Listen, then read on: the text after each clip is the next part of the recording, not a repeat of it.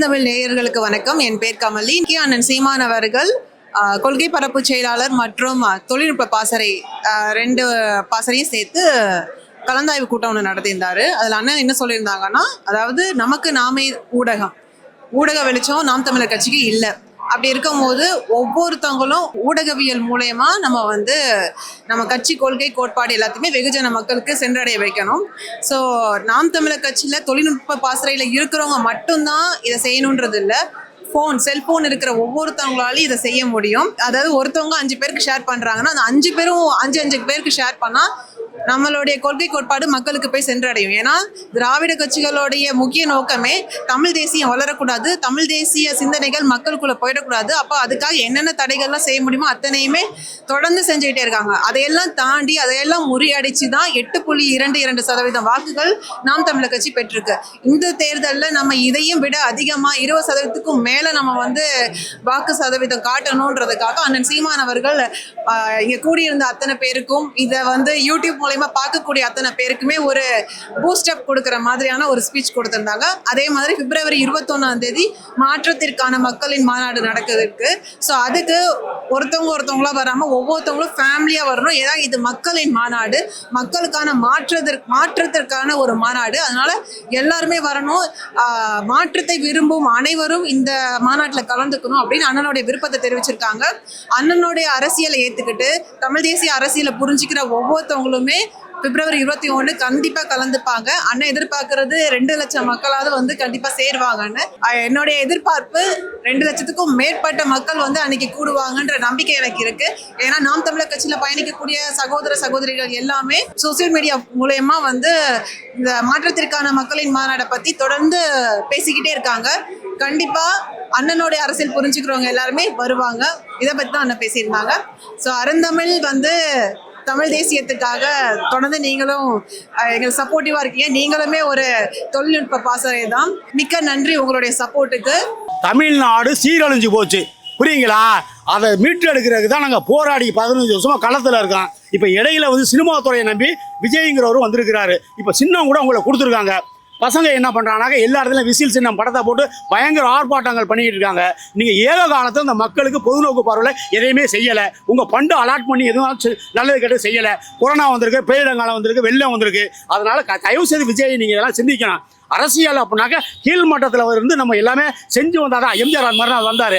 அதனால நீங்கள் எடுத்தோன்னே நான் ஜெயித்து வந்துடுவேன், களத்தில் இல்லை, குளத்தில் இல்லை, இலவுடன்லாம் சொல்லக்கூடாது. நாங்கள் 15 வருஷமாக களத்தில் இருக்கிறோம், புரியுங்களா? தமிழ் உங்கள்ட்ட நிற்கிறவங்க தமிழ் தேசியவாதி தான். கண்டிப்பாக சிந்திப்பாங்க. கண்டிப்பாக ஒரு மாற்றம் 2026 கண்டிப்பாக ஒரு மாற்றம் வரும். விட்டதை அதாவது எல்லா வளமும் போச்சு சார். மண் வளம், மலை வளம், நீர் வளம், நீர்நிலைகள் எல்லாமே குளோஸ் ஆகி போச்சு. இதெல்லாம் நம்ம கொண்டு வரணும்னா செந்தமிழ் சீமானுக்கு நீங்கள் ஆதரவு கொடுங்க. ஒரு சில கட்சிகளுக்கு கொள்கையே இல்லாமல் இருக்குது. ஆனால் நம்ம கட்சிக்கு கொள்கையே அடிப்படை தத்துவமாக இருக்குது. ஒரு மனுஷனுக்கு உயிர் எந்த அளவுக்கு உண்மை உறுத்தானதோ அதே மாதிரி ஒரு கட்சிக்கு கொள்கை தான் உறுத்தானது. கொள்கை இல்லைன்னா கட்சியே கிடையாது. விஜய் அவர்களுக்கு கேட்ட உடனே ஃபர்ஸ்ட் தேர்தல் இப்போதான் வந்திருக்கு. கேட்ட உடனே விசில் சின்னம் ஒதுக்கி இருக்காங்க. ஆனால் நாம் தமிழர் கட்சிக்கு கேட்ட சின்னம் கொடுத்ததில்லை. கொடுத்தாலும் அடுத்த தேர்தலில் அதை மாற்றி இவ்வளவு சீமான் அவர்கள்னா இவங்களுக்கு அவ்வளோ பயம் இருக்குது அப்படிங்கிறது இதிலே தெரியுது. தொடர்ந்து திருமாவளவன் அப்புறம் திராவிட கட்சிகளில் இருக்கவங்க எல்லாருமே மறைமுகமாகவோ நேரடியாகவோ சீமான் அவர்களை தாக்குறாங்கன்னா அதுக்கு சீமான் அவர்கள் மேலே இருக்க பயம் அப்படிங்கிறது வெட்ட வெளிச்சமாக தெரியுது. இப்போ நாம் தமிழர் கட்சியில் நாங்கள் பயணிக்கிறதுக்குமே காரணம் என்னன்னா, மித்த எல்லா கட்சியுமே பிரச்சனையை பேசுகிறாங்க, ஆனால் அதுக்கான தீர்வை சொல்கிறது இல்லை. ஆனால் நாம் தமிழர் கட்சி ஆட்சி வரைவுன்னு ஒரு புத்தகமாகவே போட்டு இதான் பிரச்சனை, இந்த பிரச்சனை இது தீர்வு, நாங்கள் வந்தால் இதை இப்படி சரிப்படுத்துவோம் அப்படின்ட்டு ஒரு வழிகாட்டுதலோடு நாம் தமிழர் கட்சி தலைமையிலே இல்லைனாலும் இந்த புக்கை பார்த்து படிக்கிறவன் இது நல்லா இருக்கு இந்த ஐடியா அப்படின்ட்டு அந்த ஐடியாவை இம்ப்ளிமெண்ட் பண்ணுற அளவுக்கான ஒரு கட்சியாக தான் நாம் தமிழர் கட்சி இருக்குது. அது எந்த காலத்து பாட்டுன்னு தெரியல. எனக்கு தெரிஞ்ச ஒரு 20-30 வருஷத்துக்கு முன்னாடியே பாடிட்டு இருக்காங்க. இந்த மாதிரி ஒருத்தர் வருவான்னு தெரிஞ்சே பாடிட்டு இருக்காங்க போல. விசில் அடிச்சான் குஞ்சுகளா, விசில் அடிச்சான் குஞ்சுகளான்ட்டு அவங்களுக்கு ஏற்ற மாதிரி அந்த சின்னத்தையும் கொடுத்துருக்காங்க. என்னை பொறுத்த அளவுக்கு கொள்கை இல்லாத ஒரு கூட்டம் நிலைக்காது. அது நமக்கான தேவையும் கிடையாது. நம்ம அதை பற்றி கவலைப்பட வேண்டிய அவசியமும் இல்லை. என்னோட பார்வையில், அண்ணனோட பார்வையில், என்னோட பார்வையில் விஜய்ன்ற ஒரு ஆடே இல்லை. அரசியல் ரீதியா இலவசத்தை ஒழித்து விட்டாலே நாட்டில் நம்முடைய வருவாயை பெருக்கி நம்முடைய தேவைகளுக்கு நாம் பெற்றுக்கொள்ளலாம். தேவையற்று நம்முடைய சுயமரியாதையை இழந்திருக்கிறோம் இந்த திராவிட கட்சியில். எனவே நம்மளுடைய சுயமரியாதையை காக்க நாம் தமிழர் கட்சியுடைய வரவேற்க படியுங்கள். இந்த வரவேற்க படித்து விட்டாலே நாம் நம்மளுடைய சுயமதிப்பை காப்பாற்றிக் கொள்ள முடியும். இந்த மக்களையும் மண்ணையும் காக்கிறது வந்து சீமானை தவிர யாருமே கிடையவே கிடையாது. இப்போ இது வரைக்கும் வந்து ஆண்டுகிட்டு இருந்த திமுக இருந்தாலும் சரி, அதிமுக இருந்தாலும் சரி, எந்த கட்சியுமே வந்துட்டு நம்மளுடைய மக்களுக்காகவும் மண்ணுக்காகவும் இயற்கை வளங்களுக்காகவும் இது வரைக்கும் எதுவுமே செஞ்சது கிடையாது. இதை ஒரே கட்சி செய்கிறது வந்து நாம் தமிழர் கட்சி. அதுக்காக நம்ம வந்து கண்டிப்பாக நாம் தமிழர் கட்சிக்கு ஓட்டு போடணும்னு நான் வந்து ஆசைப்படுறேன். நாம் தமிழர் கட்சியினுடைய தலைமை ஒருங்கிணைப்பாளர் அண்ணன் செந்தமிழன் சீமான் அவர்கள், ஐயா கருணாநிதி அவர்களும் அம்மையார் ஜெயலலிதா அவர்களும் கடந்துதான் வந்து இங்கே வந்து களத்தில் நிற்கிறாரு.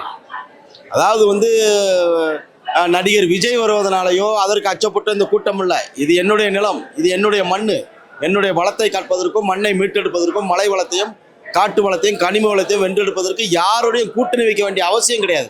நாம் தமிழர் கட்சி செத்து விழுந்தாலும் தவிர வந்து நாங்கள் யாருடைய கூட்டணி, யாரோட வைக்கணும் கூட்டணி? இது ஏன் மண், வைக்கிறவங்க எங்களோட வரட்டும். நாங்கள் யாருடைய கூட்டணி வைத்து நாங்கள் அதிகாரத்திற்கு வர வேண்டும் என்று ஒருபோதும் அந்த எண்ண ஓட்டம் இல்லை. இது நாம் தமிழர் கட்சி என்பது தனித்த தத்துவ கோட்பாடுகளின் அடிப்படையில் வந்து கட்டமைக்கப்பட்டது. தமிழ்தாய் வாழ்க, தலைவர் பிரபாகரன் வாழ்க என்ற ஒற்றை இலக்கோடு அந்தந்த தேசிய இனங்கள் அந்த மண்ணில் அதிகாரத்தில் இருக்கும் பொழுது இந்த மண்ணில் திராவிடம் என்ற பெயரில் இந்த மக்களை அடிமைப்படுத்தி அவர்களுடைய நிலங்களை சூறையாடி மண் வளத்தையும் மலை வளத்தையும் காட்டு வளத்தையும் கனிம வளத்தையும் கொள்ளையடித்த அந்த திராவிட கட்சிகளுடைய தத்துவத்தை உடைத்தெறிந்து திராவிடத்தை கருவறுக்க வந்தது நாம் தமிழர் கட்சி. அதற்காக எவருடையும் கூட்டணி வைக்க வேண்டிய அவசியம் என்பது இல்லை. கண்டிப்பாக வெல்வோம். கொள்கை பரப்பு மாநில கொள்கை பரப்பு செயலாளர்களுடைய கருத்துரை ஒட்டுமொத்த வலைதளங்களுடைய ஆக்கிரமிப்புகளை வந்து நாம் தமிழர் கட்சி கையில் எடுக்கும், வென்று தீரும். அதில் மாற்று கருத்து அல்ல. இல்லை, சாதியை பார்த்து வந்து வேட்பாளர் நிறுத்துவது திராவிட கட்சிகளுடைய தத்துவார்த்தம். அது நாம் தமிழர் கட்சிக்கு வந்து ஒருபோதும் பொருந்தாது. 117 ஆண் வேட்பாளர் 117 பெண் வேட்பாளர் என்பது நாம் தமிழர் கட்சியை தவிர்த்து எந்த திராவிட கட்சிக்கும் தேசிய கட்சிகளுக்கும் அருகதை இருக்கிறதா என்பதை வந்து உங்களை போன்ற பத்திரிகையாளர்கள் தான் அவர்களை பார்த்து கேள்வி கேட்க வேண்டும். அதை தவிர்த்து நாம் தமிழர் கட்சி சாதியாக இருக்கிறார்கள், சாதியை பார்த்து வந்து வாக்கு செலுத்துகிறார்கள், சாதியை பார்த்து வந்து வேட்பாளர்களை தேர்ந்தெடுப்பது என்பது பொய், முற்றிலும் பொய்யானது. தமிழ் தேசிய அரசியல் என்பது கன்னடர்களும் தமிழ் தேசிய அரசியலை ஏற்றுக்கொள்ளலாம், மலையாளிகளும் ஏற்றுக்கொள்ளலாம், தெலுங்கர்களும் ஏற்றுக்கொள்ளலாம், குஜராத்திகளும் ஏற்றுக்கொள்ளலாம். வாழும் உரிமை அனைவருக்கும் உண்டு, ஆளும் உரிமை தமிழர் எமக்கே உரிமை என்ற ஒற்றை முழக்கோடு தமிழ் தேசிய அந்த கருத்துக்களை ஏற்றுக்கொண்டவர்கள் வந்து தலைமை ஏற்பது தமிழர்கள் தான் என்பதை உணர்ந்து கொண்டு எந்த ஒரு தேசிய இனங்களும் வந்து நாம் தமிழர் கட்சியை ஆதரிக்கலாம். அது மாற்று கருத்தில் இங்கே ஆளும் உரிமை எமக்க வேண்டும் என்ற நோக்கோடு தான் இருக்கிறமே தவிர வந்து சாதி பார்த்து தமிழர்களை முட்டி மோத விடுவது, ரத்தம் குடிப்பது, தமிழர்களை துண்டாடுவது, ஒருமொழி பேசுகிற மக்களை வந்து வெட்டி வீழ்த்துவது, ஒரு தலைவனை போற்றுவது, ஒரு தலைவனை வந்து தாழ்த்துவது, சிலைகளை உடைப்பது, செருப்பு மாலை போடுவது, தமிழ் சாதிகளை முட்டி மோத விடும் போக்கு தத்துவார்த்தம் என்பது திராவிட அல்லக்கைகளுக்கு பொருந்துமே தவிர நாம் தமிழர் கட்சிக்கு ஒருபோதும் பொருந்தாது. குறிப்பாக எடுத்துக்கொண்டால் சௌராஷ்டிரா அந்த மக்கள் வாழக்கூடிய அந்த மக்களுக்கு வந்து அண்ணனுடைய அங்கீகாரம் கொடுக்கப்பட்ட வேட்பாளர்கள் அறிவிக்கப்பட்டிருக்குது. அதே போல வந்து கோவை மாவட்டத்தில் நீலகிரி பகுதியில் வந்து அந்த மாற்றுமொழி பேசுகிற மக்கள், கன்னடம் பேசுகிற மக்களும் வந்து நாம் தமிழர் கட்சியில் வந்து வேட்பாளராக அறிவிக்கப்பட்டிருக்கிறது. மாற்றுமொழி பேசுகிற மக்களை மட்டும் கட்சியில் இணைப்பதோடு மட்டுமல்லாமல் அவர்களை வேட்பாளராக நிற்க வைத்து மாற்றுமொழி பேசுகிற மக்கள் அந்த தேசிய இனங்களுக்கும் அங்கீகரிக்கப்படக்கூடிய ஒரு கட்சியாக நாம் தமிழர் கட்சி இருக்கிறது என்பதை அன்பிற்குரிய உறவுகள் புரிந்து கொள்ள வேண்டும்.